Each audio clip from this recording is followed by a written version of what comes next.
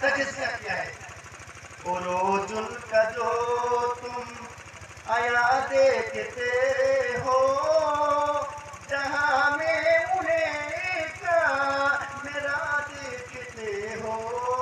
عروج ان کا جو تم عروج ان کا جو تم آیا دیکھتے ہو جہاں میں انہیں کا میرا دیکھتے ہو جہاں میں انہیں کا میرا دیکھتے ہو. متی ان کا سارا جہاں دیکھتے ہو انہیں برتر سما دیکھتے ہو.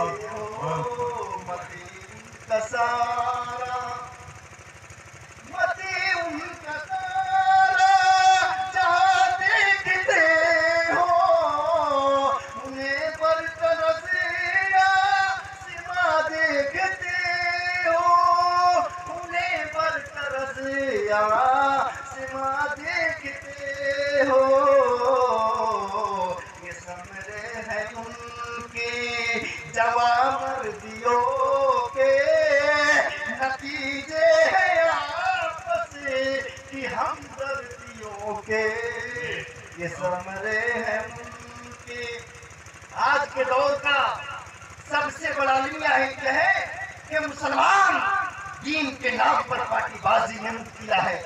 وہ دین جس نے اتحاد و اتفاق کو اللہ کی نعمت قرار دیا، وہ دین جس نے مل جل کر رہنے کی تعلیم دی، میرے بھائیوں وہ دین وہ دلوں کو توڑنے کے لیے نہیں بلکہ دلوں کو جوڑنے کے لیے آیا تھا. اسی دین کی حال میں آج نا اتفاقی اور سب توڑ رہے.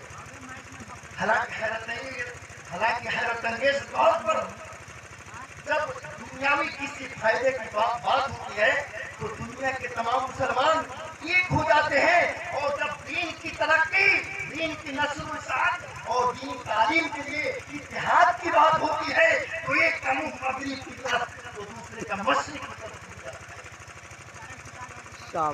اور صورتحال یہ ہے کہ مسلمانوں میں جب کوئی آپسی نزاع پیدا ہو جاتا ہے تو ان کا سارا مسئلہ ان کے ذاتی معاملات پر نہیں گرتا، ان کے کاروبار اور تجارت پر نہیں گرتا، ہماری زمینوں اور مکانوں پر نہیں گرتا ہے، ہمارے بینک بیلنس پر نہیں گرتا ہے، بلکہ سارا مسئلہ ان اداروں پر اتارا جاتا ہے جہاں اللہ کا کلام پڑھایا جاتا ہے اور جہاں نبی اکرم جناب عربی محمد رسول اللہ صلی اللہ علیہ وسلم کی باتیں بہت خوب. حدیث کے اندر مسلمانوں کی علامت بتائی گئی ہے کمثل الجسدی، جیسا کہ ایک جسم کی مثال. اگر جسم کے کسی حصہ میں کوئی تکلیف ہوتا ہے تو پورا جسم اس تکلیف کو محسوس کرتا ہے. مان لیجیے میرے پیر میں کسی زہریلے جانور نے ڈنک مار دیا یا اس میں چوٹ لگ جائے، کسی کے بھی پیر میں اگر چوٹ لگ جائے تو اس کا ہاتھ فوراً پیر کی مدد کے لیے پہنچ جاتا ہے. کیوں؟ اس لیے کہ ہاتھ جانتا ہے کہ پیر بھی تو میرے ہی جسم کا ایک حصہ ہے، ایک جزء ہے. اسی طرح سے یہ کہیں نہیں دیکھا گیا کہ کسی شخص نے اپنے ہاتھوں اپنا گلا گھونٹ لیا ہو یا اپنے ایک ہاتھوں کو توڑ ڈالا ہو یا اپنی ایک ٹانگوں کو توڑ ڈالا ہو یا اپنے سر کے بالوں کو نوچ ڈالا ہو. آدمی ایسا نہیں کرتا ہے. کیوں؟ اس لیے کہ وہ جانتا ہے اس طرح وہ خود کو مٹانے کا سبب بن جائے گا.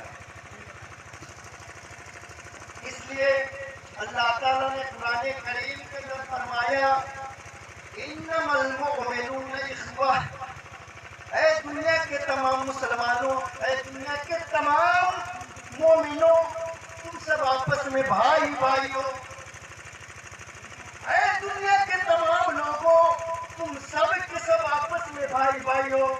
فاصلحوا بین اخویکم، اگر ایک محلے میں رہنے کے ناطے، اگر ایک پڑوس میں رہنے کے ناطے، اگر ایک گاؤں کے اندر رہنے کے ناطے اگر کسی بات میں انبن ہو جائے، اگر کبھی کسی بات کو لے کر کے تکرار ہو جائے، اگر کسی بات میں تناؤ پیدا ہو جائے، فاصلحوا بین اخویکم، تو منہ کو جو ہے زیر بھر کر کھلا کرنا دوں.